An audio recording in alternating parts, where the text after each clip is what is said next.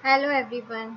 मैं हूं संपदा और मैं स्वागत करती हूं आप सभी का the reasoning queen YouTube channel पर। तो कैसे हैं आप सभी?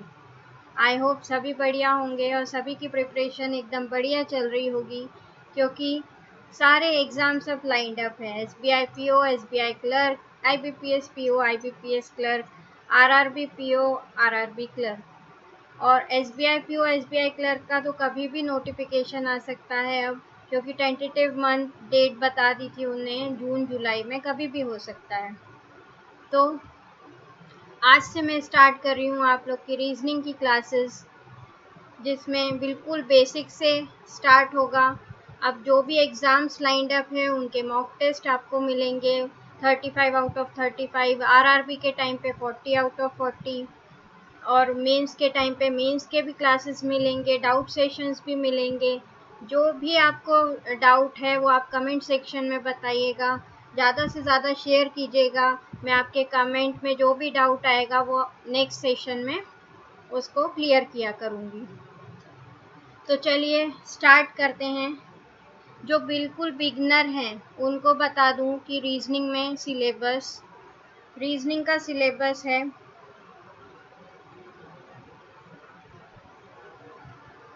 Inequality, syllogism, coding decoding, alphanumeric series, distance and direction, blood relation, order and ranking, puzzle, sitting arrangement, machine input output, data sufficiency. ये दोनों मेंस के टॉपिक्स हैं, और ये भी सारे मेंस में पूछे जाते हैं, बट प्री के भी ये टॉपिक्स हैं। अब जो पहले से जिनको पहले से नॉलेज है उनको प्रैक्टिस के इससे काम आएगा आज का सेशन। और मैं क्वेश्चंस भी लेके आई हूँ, तो जो पहले से जिनको आता है वो वीडियो को पॉज करेंगे, कमेंट में आंसर करेंगे और फिर वीडियो को फिर से स्टार्ट करेंगे। मैं चेक करूँगी कमेंट में। तो चलिए स्टार्ट करते हैं पहले क्वेश्चन से। तो ये है पहला क्वेश्चन। जिनको आता है वो वीडियो को पॉज करके स्टार्ट करिए, कमेंट करिए आंसर।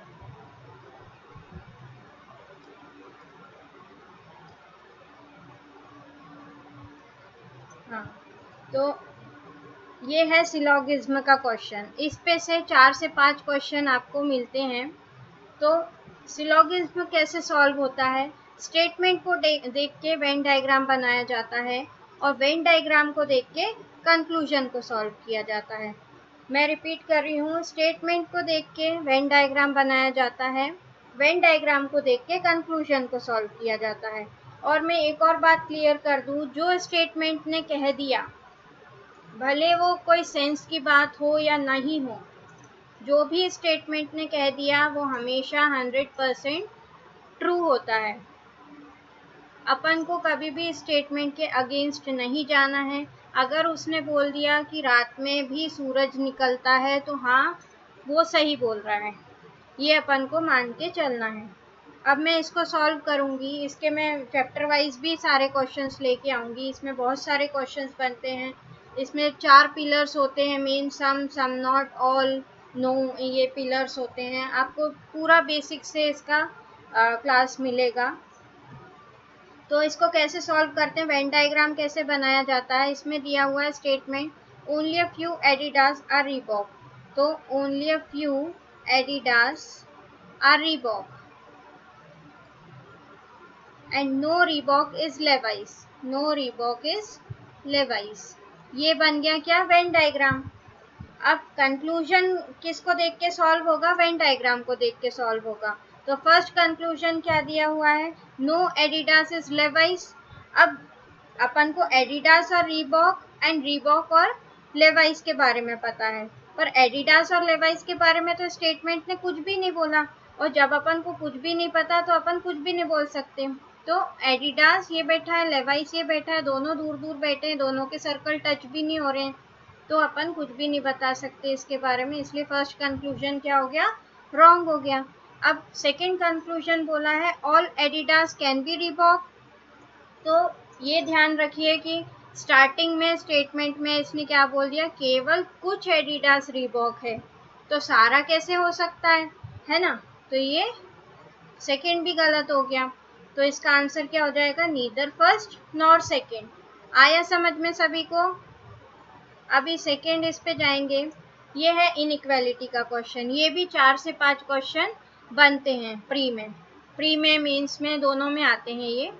अब अपन ने क्या किया था सिलोगिज्म के क्वेश्चन में कि स्टेटमेंट को देख के वेन डायग्राम बन रहा था, पर इनइक्वालिटी में क्या करना रहता है, कंक्लूजन को देखा जाता है पहले। किसको देखा जाता है, कंक्लूजन देखा जाता है पहले। अब इसमें ये ध्यान रखिएगा कि इसमें 3 साइंस इंपॉर्टेंट होते हैं। First is greater, smaller, greater equal, smaller equal and equal. ठीक है, ये 3 साइन जो हैं ये इंपॉर्टेंट रहते हैं। अब अगर तीनों साइन आपको दिख रहे हैं स्टेटमेंट में, तो प्रायोरिटी किसको दी जाएगी, इसको। अगर 2 साइन दिख रहे हैं अपन को स्टेटमेंट में, तो प्रायोरिटी किसको दी जाएगी, इसको। और अकेला ये है तो फिर इसी को प्रायोरिटी दी जाएगी।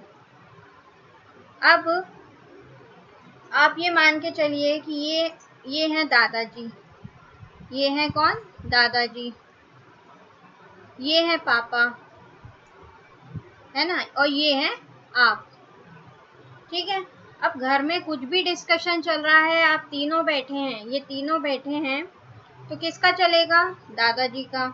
अगर पापा और आप बैठे हैं तो किसका चलेगा, पापा का मानेंगे आप, और आप अकेले में तो आप अपना ही देखेंगे। ये है ना। अब नेक्स्ट है एक बात और, कि जैसे मान लीजिए कि 3 दोस्त हैं, ठीक है, उनने प्लान किया कि हम जाएंगे, हम घूमने चलते हैं। उन्होंने क्या प्लान किया कि हम घूमने चलते हैं, और निकल भी गए। पहला निकल गया, चलिए घूमने चलते हैं, दूसरा भी निकल गया, तीसरे को पिक करने गए, तीसरा बोला मैं नहीं जा पाऊंगा। तो क्या हुआ कि इसमें बोला जाता है दोस्त ने मारी पलटी, हमने तोड़ा रिश्ता, है ना। जहाँ पे साइंस डिफरेंट हो गए, जहाँ पे साइंस क्या हो गए, डिफरेंट हो गए, तो वहाँ पे क्या हो जाता है, कंक्लूजन ऐसा ही गलत किया जाता है। सीधे सीधे जहाँ साइंस अपन को दिख रहे हैं कि बिल्कुल अपोजिट जा रहा है, वहाँ पे क्या होना, दोस्त ने मारी पलटी, हमने तोड़ा रिश्ता। ठीक है, अभी इसको सॉल्व करेंगे। ये कैसे सॉल्व होगा, अब कंक्लूजन देखा जाएगा पहले। तो कंक्लूजन क्या बोल रहा है, H से J जाना है। कंक्लूजन ने क्या बोल दिया, H बड़ा है J से।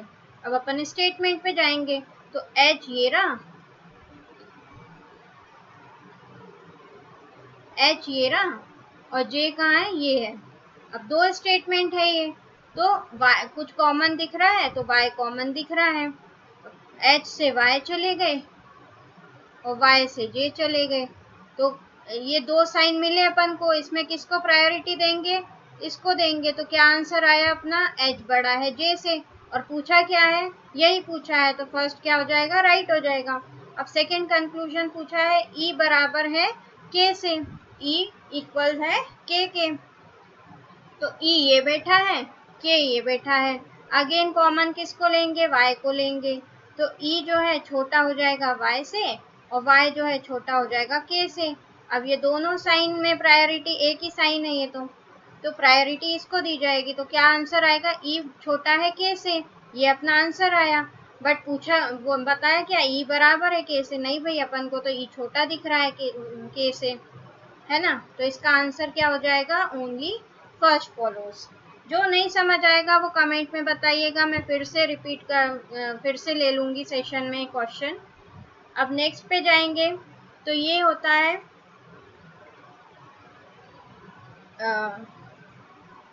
वर्ड बेस्ड क्वेश्चन, है ना। अब इसमें लोग इसलिए फंसते हैं।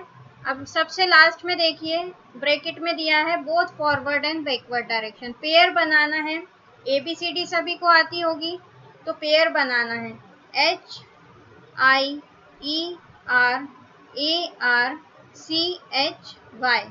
ये दिया हुआ है। अब इसके पेयर बनाना है। तो एक बात यहाँ पे ज़रूर पढ़ लीजिएगा कि एग्जामिनर ने क्या बोला है। वो हमेशा गेम कर जाते हैं एग्जामिनर की, only in forward direction, only in backward direction. पर अपन का क्या रहता है, प्रैक्टिस में रहता है बोथ फॉरवर्ड एंड बैकवर्ड। तो अपन बिना देखे कि क्या पूछ रहा है वो, अपन बोथ फॉरवर्ड एंड बैकवर्ड भी पूछ लेते हैं वो कभी कभी। बट क्या होता है, कभी कभी वो ये भी पूछ लेते हैं only in forward direction, only in backward direction. अब ऊपर क्या चल रहा रहता है प्री एग्जाम में, 20 मिनट का टाइमर। वो इतने जल्दी जल्दी भागता है कि ये देखना ही भूल जाते हैं लोग। और मतलब एक क्वेश्चन का 1.25 मार्क्स जाना, मतलब 4 क्वेश्चन में 1 मार्क पूरा चला जाता है। इसलिए बिल्कुल ध्यान से करिएगा। अब इसमें ABCD तो सभी को आती होगी, तो पेयर बनाना है both forward and backward direction में। तो जहाँ पे जो वर्ड जो लेटर आया वहां पे वो पेयर बन जाएगा। जो आपने बोला अगर वो वहां पे आया तो वो क्या हो जाएगा, पेयर बन जाएगा। अभी कैसे बनाएंगे पेयर, फॉरवर्ड में जाएंगे HI, तो पहला पेयर यही बन गया, HIJKLMNOP, IJKLMNOP, EFGHIJK, RSTUVW,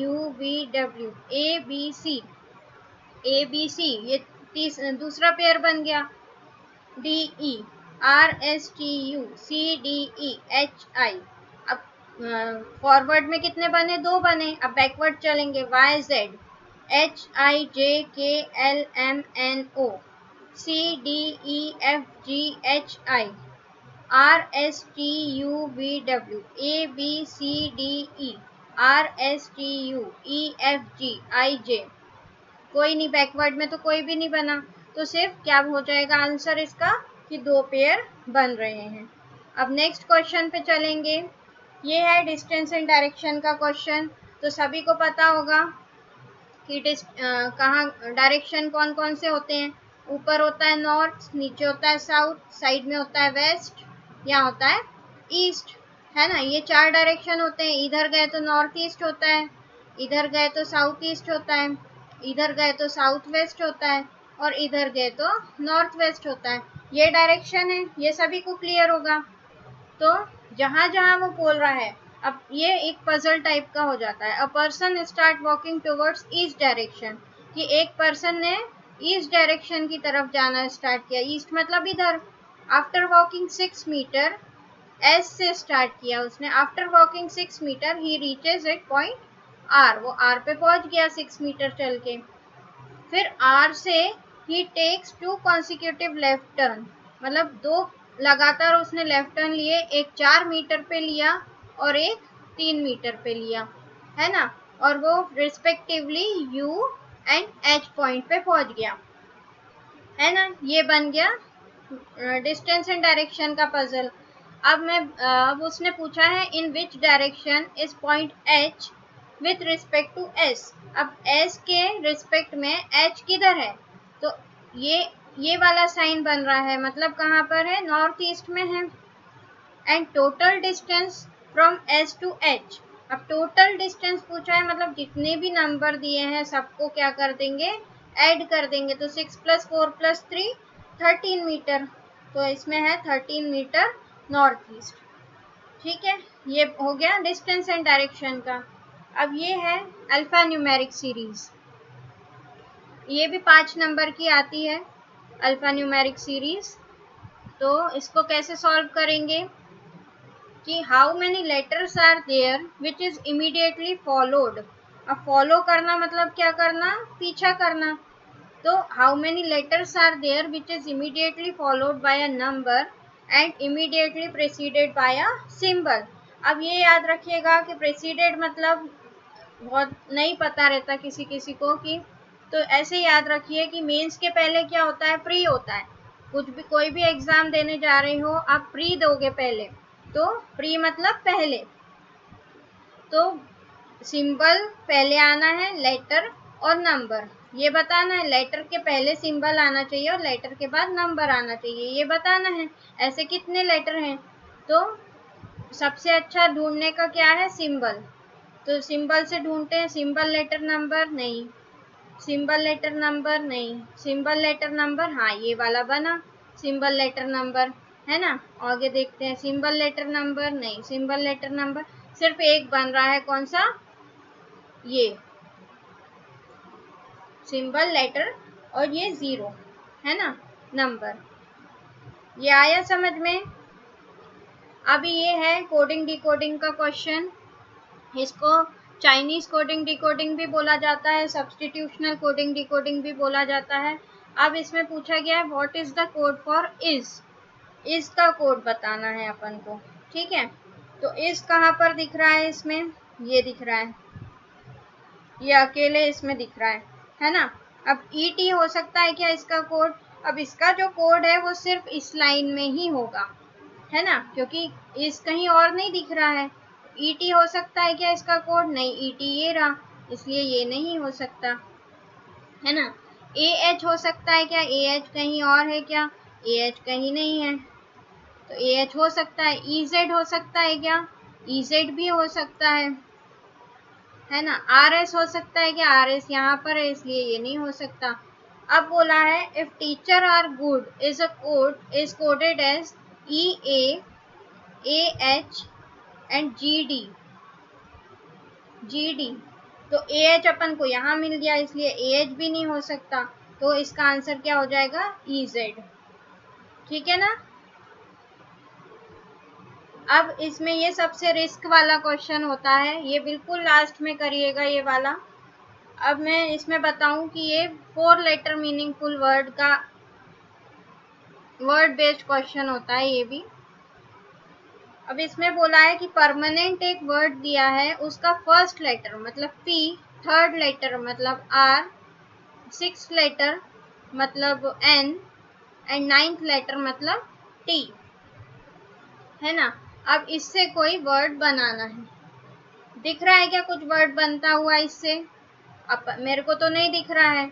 अगर कोई वर्ड बनता है, अगर मान लीजिए कि कोई वर्ड बना, तो उसमें पूछा है then what would be the third letter of that meaningful word, है ना।